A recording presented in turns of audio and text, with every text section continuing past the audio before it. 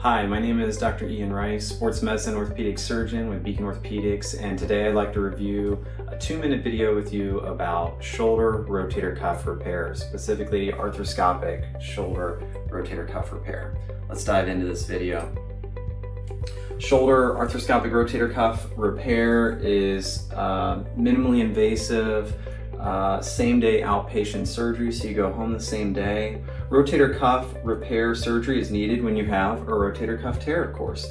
A lot of people don't realize the rotator cuff actually comprises 4 different muscles, even though it's spoken of in the singular. There's a great example of a classic crescent-shaped tear there. We get in with multiple portal incisions. These are minimally invasive little incisions with plastic cannulas to keep from binding up the soft tissues. Burr down the bone to freshen it up and provide a good environment for healing. Drill and place little suture anchors in the bone. These are non-metallic in my practice, so there is absolutely no metal placed in the body permanently. These sutures are routed through the tendon tissue.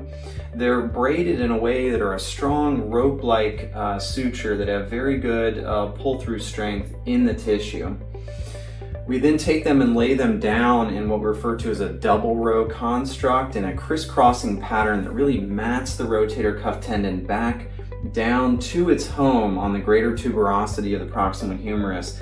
That encourages an anatomic and strong repair with sutures on the edge to tuck in what we refer to as the dog ears, where it wants to bind up on the edges, get a nice, flat, effective seal. That typically takes simply, an hour and a half of surgery. You're in a sling for 6 weeks after the surgery. Full recovery is typically 6 months for return to heavy weightlifting, competitive sports,